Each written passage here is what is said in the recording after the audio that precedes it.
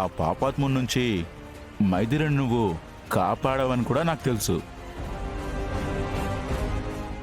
కాకపోతే just clarity కోసం అడిగాను అంతే అన్నా. ఈ రోజుతో నాకు ఫుల్ క్లారిటీ వచ్చేసిందన్నా. రేయ్ రేయ్ ఆగరా.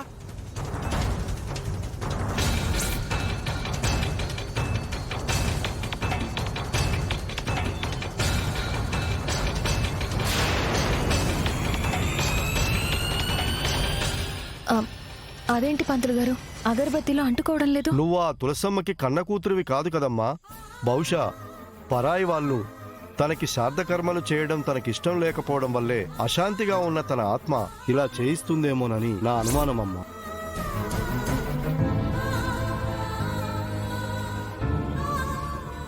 అంటే పంతులు గారు, తన రక్తం పంచుకు పుట్టిన బిడ్డే ఈ కార్యక్రమాన్ని స్వయంగా జరిపించుంటే ఇలా జరిగుండేది కాదా? అవును తల్లి, పూజ మొదలైన దగ్గర నుండి నువ్వే చూస్తున్నావు కదా. దీపం వెలిగించాలి అనుకున్నప్పుడు ఆత్మ గాలి రూపంలో వచ్చి దీపాన్ని కొండెక్కించడానికి ప్రయత్నించింది. నువ్వు చేతులు అడ్డు పెట్టేసరికి ఆ సుడిగాలి వెనక్కి వెళ్ళిపోయింది. కానీ ఇప్పుడు నువ్వు అగరబత్తీలు వెలిగించాలనుకుంటే అది అవ్వట్లేదు. నువ్వు ఈ శ్రాద్ధకర్మలు జరిపించడం నాకు ఇష్టం లేదు అనే సంకేతంగా అగరబత్తులను ఆర్పివేసింది.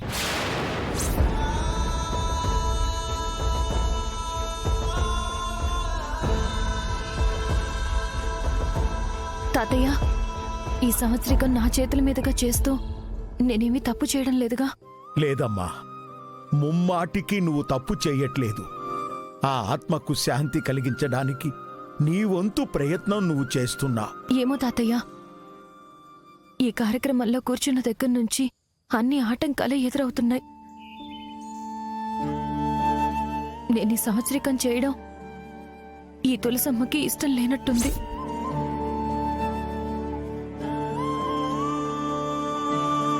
దయచేసి నన్ను క్షమించండి.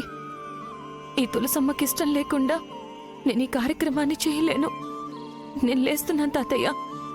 అమ్మా, నా మాట వినమ్మా. తాతయ్య ప్లీజ్, నన్ను బలవంతం పెట్టకండి తాతయ్య. అమ్మకి ఇష్టం లేకుండా నేను ఈ కార్యక్రమం జరిపించలేను. అమ్మా మైథిలి, నా మాట వినమ్మా. ఇంకొక్కసారి వెలిగించమ్మా.